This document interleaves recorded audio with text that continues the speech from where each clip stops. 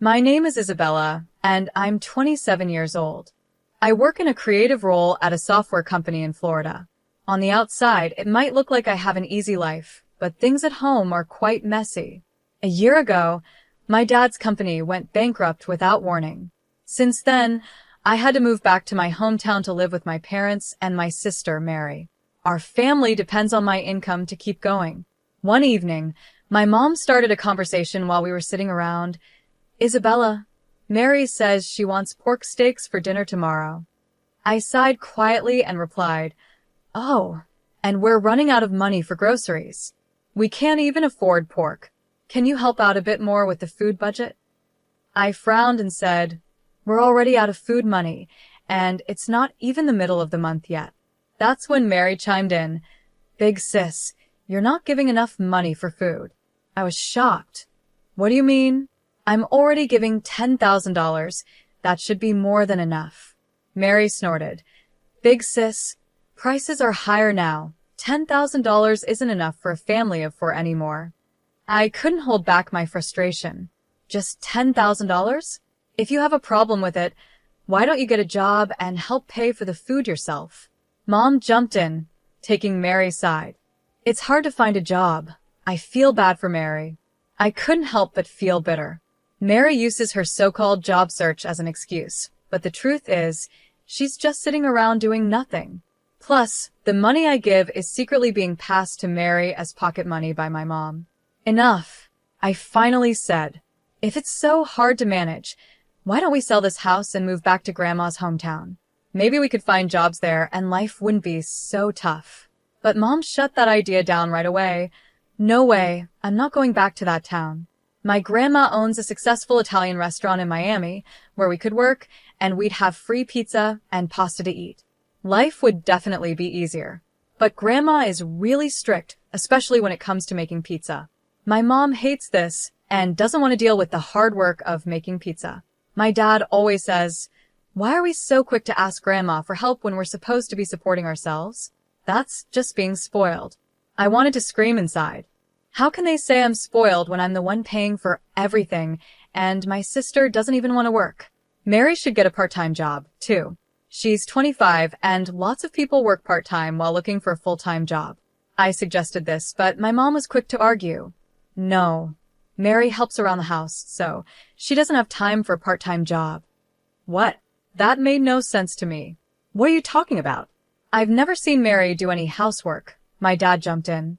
"Mary carries the dishes to the sink after meals, and she does her own laundry. Sometimes, she even gives me shoulder massages." I could feel myself getting angry. The housework my dad mentioned is stuff even a little kid could do. Meanwhile, I wake up early every morning to make breakfast for the whole family and pack my dad's lunch.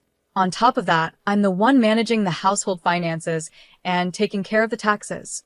But still, my parents always favor Mary. They've treated her better than me since we were kids. People say I'm pretty too, but Mary has always been considered more graceful and charming. That's why our parents have always treated her specially. You'd think I'd just leave this situation, but it's complicated and I can't move out easily. So I live with this stress every day. One day, time passed, and I didn't realize my sister had left the house. I thought she had just gone out like usual. But then the next day and the day after that, she was nowhere to be found. I started to get suspicious. Then, as I came home and was heading to my room, I overheard my parents talking in the living room. What I heard shocked me. I can't wait for the souvenirs from Louisiana. Mary is really lucky right now, relaxing on the beautiful beaches and eating at fancy restaurants. My mom said, "I want to go to Louisiana too. Maybe we should all go together next time," my dad added. I couldn't stay quiet anymore. "Wait, what are you talking about? Are you saying Mary is in Louisiana right now?" I asked, confused. My parents looked at me, surprised. "Yes, that's right," they said. I couldn't believe it. "But how? She doesn't have any money. I've even been holding back from shopping or going out to save." "Oh, she won a trip in a sweepstakes," my mom explained. "Mary's always been lucky with stuff like that." Apparently, Mary had won a trip to Louisiana, and I had no idea. Surprised, I decided to just accept their explanation for now. But the next day, while I was at work, I got a call from a credit card company that I wasn't expecting. I don't usually use my credit card much, so when the company called to inform me of high charges over the past 4 days, I was shocked. I couldn't remember making any big purchases. Feeling nervous, I asked how much had been spent, and the customer support agent told me it was $20,000 over 4 days. Right away, I knew who was behind it. It had to be my sister, Mary, enjoying her trip to Louisiana. She may have won the hotel stay and plane tickets, but she still needed money for souvenirs and other things. Determined to find out the truth, I called her. "What's going on? Explain yourself," I said. "Oh, I'm surprised you called, sis. I thought you were waiting for your souvenirs," Mary joked. "Stop messing around. You've been using my credit card without asking, haven't you?" She didn't even seem to care. "Did you notice?" "It was an accident," she said casually, and my anger grew. I regretted not realizing sooner that someone had gone through my stuff. What were you thinking? Using someone's credit card without permission is a crime. It might be a problem if it was someone else's, but we're family, Isabella. You should really study up on these things, she replied. How could you spend $20,000 in just 4 days? That's a crazy amount of money. Well, besides the free flight and hotel, I had to pay for all the other activities, shopping, and meals. I went to fancy restaurants, bought some branded stuff, and took taxis. Before I knew it, I spent over $20,000. Spending that much money is just not okay, Mary. What were you thinking? Why are you so mad? I used the card because it was going to expire soon. That's all, sis. I'll leave the bill to you, she said cheerfully, then hung up the phone. I was left speechless. The whole thing was so sudden. After that, Mary kept trying to contact me, but I ignored her. Eventually, she left a message on my voicemail saying, I guess I really messed up this time. I'm so foolish. I couldn't help but laugh at how casual she was about it. Later that evening, when I got home, my parents rushed to greet me. Welcome back, they said. How can you act so calm? Mary's in a tough spot, my mom added. Why did you stop the card? She's in trouble. So what? She used my card without permission, so of course I stopped it, I replied. As soon as the credit card company called, and I noticed the charges I didn't recognize, I canceled the card right away. Apparently, Mary tried to use the card after it was blocked and panicked when it didn't work.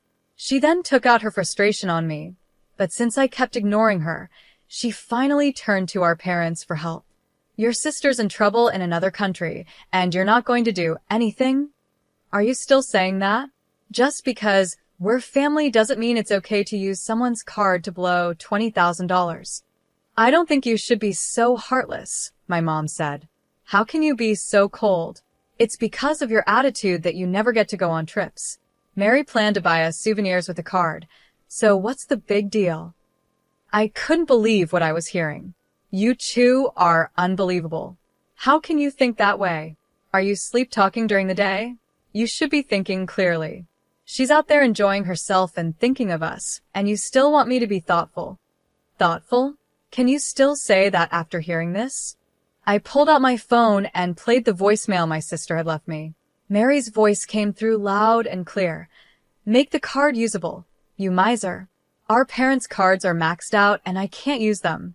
You're being so cheap, not even giving me pocket money for this trip. How useless can they be? After hearing Mary's angry message, my parents went silent. Their anger quickly faded, and they rushed to their room to check their credit cards. A few minutes later, I heard them screaming in panic. When I went to check on them, their faces were red with anger. I can't believe Mary used my card without asking after everything we've done for her, my dad said, furious. She even took the bank book and our cards. I feel so betrayed. Oh, I responded coldly. Wasn't it supposed to be a kind act from Mary to buy you souvenirs? You said she was thinking of us and trying to have fun for our sake, right? Yeah, that's what we thought, but our money is still safe, right? My mom muttered, unsure. When I saw how quickly their attitudes changed once they realized their money was still safe, I couldn't hide my disappointment. Well then, Why don't you just raise the card limit and pay off the balance so she can use it again? Let the kind Mary who is trying to buy you souvenirs have it. That's not possible, my mom said. We don't have any savings left. What are we going to do? Mary stuck out there with no money for food or anything. After the chaos, my dad suddenly turned to me. Isabella, please. We'll start fresh. We promise to work together to support this family. Please help Mary. What are you talking about? Does that include me now? I asked sarcastically. Moved by my dad's words, my mom knelt down in front of me. I was shocked for a moment, but then I couldn't help but laugh bitterly. It's a little late for apologies now, I said. But my mom continued, pleading with me earnestly. I swear I will change. I will do my best to support everyone from now on. I won't wrong you or her ever again. Despite everything, I couldn't stop laughing at the absurdity of the situation. As my parents went back to their room, I quietly took out my credit card, still unsure of what to do next. I had secretly discovered a credit card that still had a valid expiration date and hadn't been used. So I suggested, why don't you give this card to Mary and take a family trip together? My parents were thrilled by the idea. They immediately contacted my sister, and they all began to excitedly prepare for the trip. I even booked their flights to Louisiana online while watching them with a smile. After everything was set, I made a call to a certain number.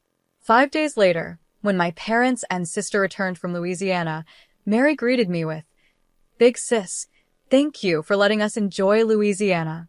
It's rare for you to come pick us up. Are you expecting souvenirs? Sorry, I didn't buy anything. It was clear they had a great time and had already forgotten to be thankful for my help. Seeing this, I knew it was time to put my plan into action.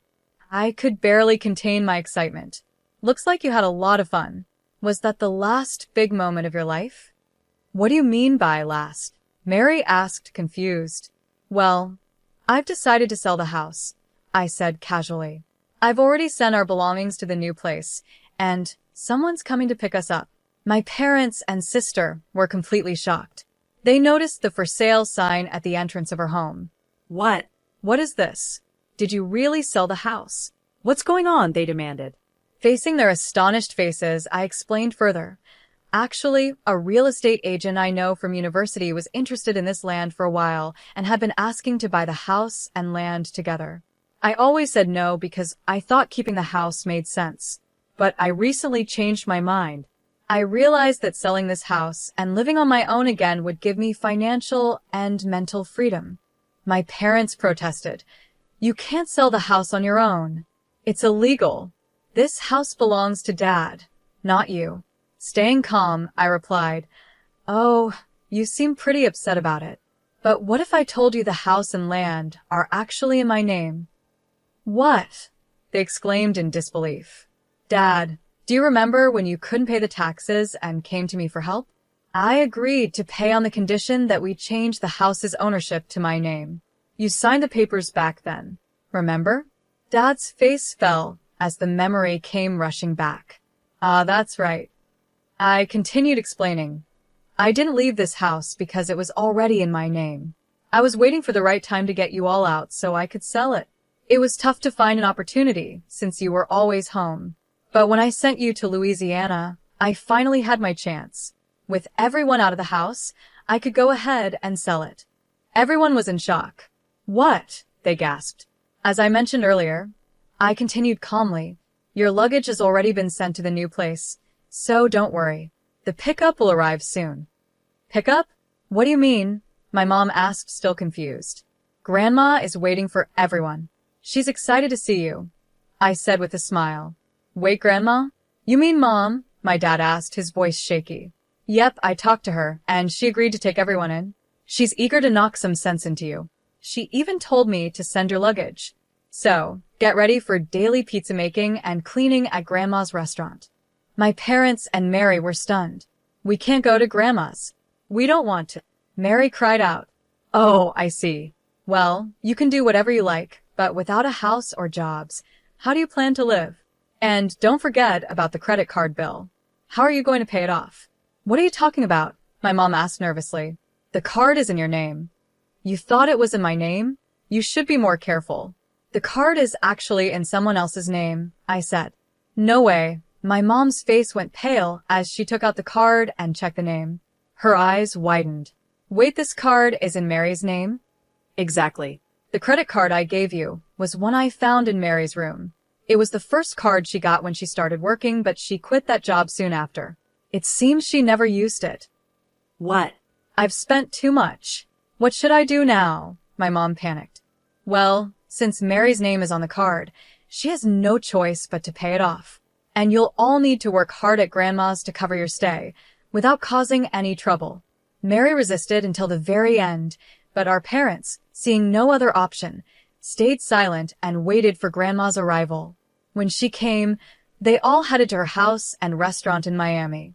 Under Grandma's strict supervision, and with the help of her veteran employees, they learned to work hard, even shedding tears along the way. The $230,000 that had been charged to my card was eventually paid back to me by Mary, under Grandma's watchful eye. Although I had planned to settle everything by selling the house, Grandma managed to recover the living expenses I had previously covered and even took a portion of my parents' salaries to pay me back. Later, I moved into an apartment closer to my job and was able to live alone again. My new life was going smoothly, and I started enjoying peaceful days. One evening, as I stood on my balcony, looking down at the city as the sun set, I felt a sense of relief from the pressure I had carried for so long. There was also a small feeling of loneliness. Just then, my phone rang, and I hesitated when I saw Grandma's name on the screen. Hello, Grandma, I answered, and she asked how I was doing. Yes, I'm fine, I replied. That's good, she said. Actually, I wanted to talk about Mary and your parents. They're starting to change, especially Mary. She's now helping a lot with the work. Your parents are also beginning to reflect on things. Grandma continued, Isabella, I know it's been hard for you. I think I understand how you feel. Family can sometimes feel like a burden, but it's also something we should support. I hope you'll be able to forgive them someday. I listened to Grandma's words. I could hear the hesitation and worry in her voice, but there was also a strong sense of determination. There's no rush, she said gently. Take your time and think it over when you're ready. I nodded, even though she couldn't see me. I understand, Grandma. I'll take my time and think about everything, I replied, and then I quietly hung up the phone. As I gazed out at the city, the sun dipped below the horizon, and the darkness of night slowly covered the skyline. A mix of emotions churned inside me. I still felt anger and sadness, but there was also a tiny spark of hope for the future. When I returned to my room, my eyes were drawn to an old family photo. In it, a young Mary and I smiled alongside our parents. Seeing those happy faces, I couldn't help but remember the joyful days we had shared in the past. I thought if only we could go back to those times. But reality quickly brought me back. As time passed, my life began to settle into a comfortable rhythm. At work, I was given the responsibility of leading a new project, and in my personal life, I started to feel more fulfilled. One evening, after wrapping up the day's work, my phone rang again. This time, it was an unknown number. I hesitated but decided to answer. Hello, this is Isabella. It's me, Mary. Came a voice that was different from her usual confident and arrogant tone. It was softer, more unsure. Surprised, I asked, Mary, what's going on? Did something happen? Sorry for calling out of the blue, actually, she started to say. I want to meet you in person. I want to talk to you, Mary said softly. Her voice had a humility and growth that I never expected from her. Why do you want to meet? I asked quietly, waiting for her answer. Mary's voice, though shaky, was calm and sincere, showing how much she had changed. Big sis, I want to apologize from the bottom of my heart. I felt that a phone call wouldn't fully express how I feel. That's why I want to see you in person, to truly and sincerely say I'm sorry. I could hear how genuine she was. Without interrupting, I listened quietly. If it's too hard for you to meet me, that's okay. I just want to respect how you feel, Mary continued. After a moment of silence, I finally responded. All right, let's meet next Sunday at 3 p.m. at the cafe near the station. Really? That makes me so happy. Thank you, big sis, Mary replied, sounding relieved. After I hung up the phone, I took a deep breath to gather my thoughts. I wasn't sure if meeting her was the right decision, but deep down, I hoped that it might lead to something positive. On the day we were supposed to meet, I arrived at the cafe earlier than planned. As I sat there, my heart was racing, and I felt a mix of nervousness and anticipation. The clock seemed to move slowly, but eventually, the door to the cafe opened and Mary walked in. She looked different. Her face was free of makeup, her clothes were simple, and most of all, her eyes showed real change. She walked up to my table slowly and began apologizing right away. Big sis, I am truly sorry. In that moment, I could feel the change in her, and for a second, I wasn't sure how to respond. Mary, I began, but she kept talking, holding back tears. Working at Grandma's place made me realize how much I relied on you. I took you for granted all these years. I finally understand how hard it's been for you, always putting us first and never thinking about yourself. Tears streamed down her face as she reflected on her past actions and repeatedly apologized from the heart. Mary told me how much she had leaned on me before and the lessons she had learned while working at Grandma's. She opened up about her relationships with our parents and how much she had grown. I sat quietly, listening to Mary's words. With each sentence, the anger and sadness I had held onto for so long started to fade away. As she continued talking, I could feel the heavy emotions inside me begin to lift. Thank you, Mary.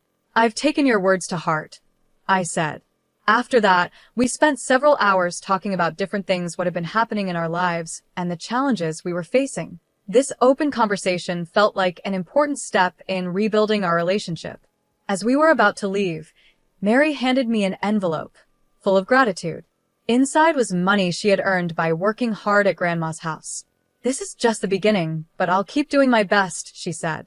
As I took the envelope, I could feel how much she had grown, and it warmed my heart. Months later, I visited Grandma's house again and met my parents there. This time, they gave me sincere apologies, and I could see they had changed just like Mary. That evening, we all sat down for a family meal, something we hadn't done in a long time. I felt the warmth of being with family again. I knew I couldn't forgive everything right away, but seeing my family's efforts to change gave me hope for the future. Before I left, Grandma shared some wise words with me. Isabella, you've grown strong, but as important as that strength is, don't forget the kindness you still carry. That's the most important thing. When Grandma hugged me, I couldn't hold back my emotions and started to cry. I felt like this was the beginning of a new chapter with my family, and the weight on my heart started to lift.